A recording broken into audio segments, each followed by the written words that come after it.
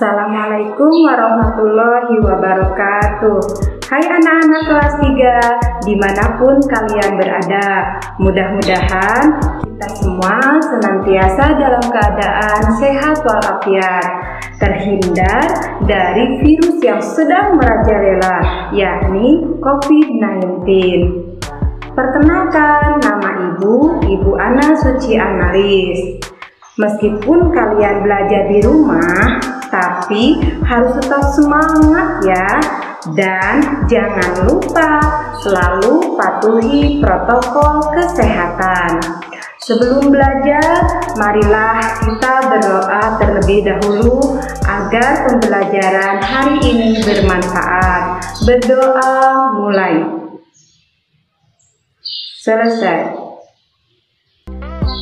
Pembelajaran hari ini yaitu pembelajaran di kelas 3, tema 3, benda di sekitarku. Subtema 1, aneka benda di sekitarku, pembelajaran 2. Adapun tujuan pembelajaran hari ini adalah yang pertama, mengetahui benda yang terbuat dari kayu. Yang kedua, mengetahui keunggulan dan kekurangan benda terbuat dari kayu. Dan yang ketiga, mengetahui manfaat musyawarah. Pada pembelajaran sebelumnya, kita telah mempelajari tentang benda yang terbuat dari bermacam-macam bahan. Ada benda yang terbuat dari batu, ada benda yang terbuat dari plastik, ada benda yang terbuat dari kaca, ada benda yang terbuat dari besi, dan ada benda yang terbuat dari kayu. Nah, pada pembelajaran hari ini kita akan belajar tentang materi benda terbuat dari kayu. Sebutkan bahan untuk membuat pensil. Apa coba? Pinter. Pensil terbuat dari kayu. Di sekitarmu banyak sekali benda yang terbuat dari kayu. Beberapa di antaranya adalah meja. Kemudian yang kedua, kursi, lemari, dan lain sebagainya. Kayu juga digunakan untuk membuat benda kerajinan seperti patung, kemudian figura untuk menyimpan pajangan foto kita. Nah, sebelum dilanjutkan, mari kita nyanyi tentang cara pembuatan kayu terlebih dahulu. Katakan padaku, hai tukang kayu, bagaimana caranya mengolah kayu? Lihat, lihat kawanku, beginilah caranya mengolah kayu. Nah, kayu adalah bagian dari pohon. Untuk memperoleh kayu tersebut, kita harus menebang pohon tersebut. Kemudian mengambil bagian batang untuk diolah menjadi berbagai macam benda.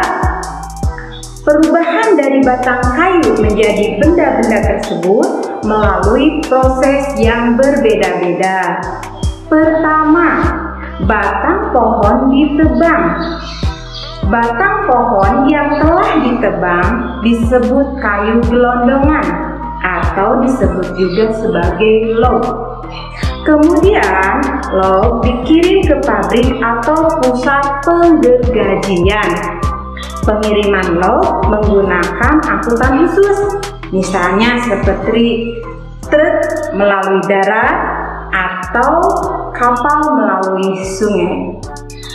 Setelah itu, log dipotong-potong. Nah, seperti ini. Sesuai keperluan untuk menghindari jamur dan serangga yang dapat menyerang kayu, maka kayu itu perlu dikeringkan.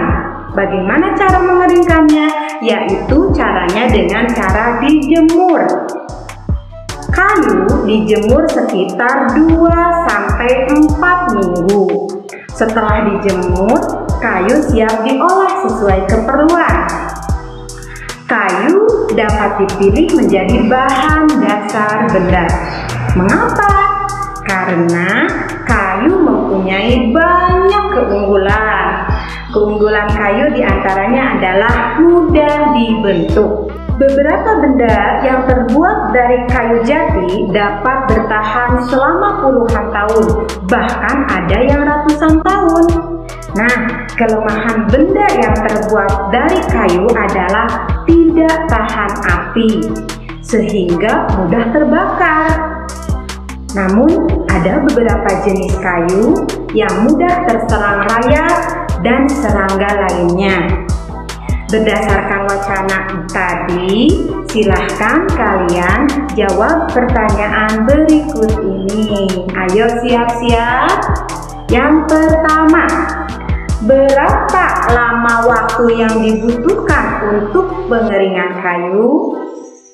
Yang kedua, apa keunggulan benda yang terbuat dari kayu? Yang ketiga, apa kelemahan benda yang terbuat dari kayu? Dan yang keempat, tuliskan contoh benda yang terbuat dari kayu.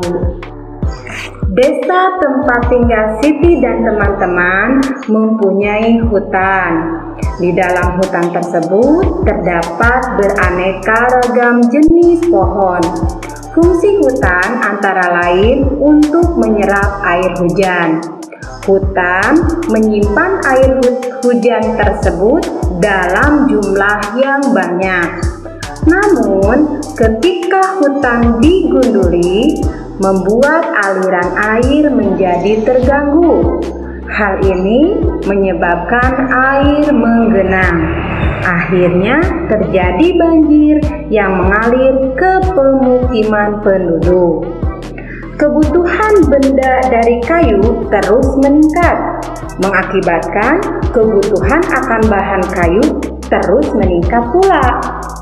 Setiap tahun banyak pohon yang ditebang untuk mendapatkan kayu. Terkadang ada sekelompok orang yang menebang pohon tanpa izin. Nah, kegiatan tersebut disebut sebagai penebangan liar. Semakin lama, jumlah pohon di hutan semakin berkurang. Jika ada masalah seperti itu, maka kita harus bermusyawarah. Musyawarah bertujuan membahas bersama suatu masalah dengan tujuan mencapai keputusan bersama untuk menyelesaikan masalah tersebut. Nah, sekarang kita bernyanyi dulu. Bila ada suatu masalah, bermusyawarah untuk mufakat. Apa saranmu dengan temanmu? Walau berbeda tetap bersatu. Jika kita telah sepakat, lakukan itu dengan semangat. Jika kita telah sepakat, lakukan itu dengan semangat. Nah, bermusyawarah bersama kelompok untuk menjawab pertanyaan berikut. Yang pertama, di Desa Siti banyak penebangan liar. Bagaimana cara mengatasinya? Yang kedua, apa yang terjadi jika penebangan liar tidak dihentikan? Dan yang ketiga, bagaimana cara mengembalikan hutan seperti semula? Kesimpulan pembelajaran hari ini adalah benda-benda terbuat dari kayu, contohnya ada meja, kursi, lemari, pensil, rak sepatu. Dan yang kedua, keunggulan kayu yaitu dapat dengan mudah dibentuk. Kelemahan kayu adalah mudah terbakar.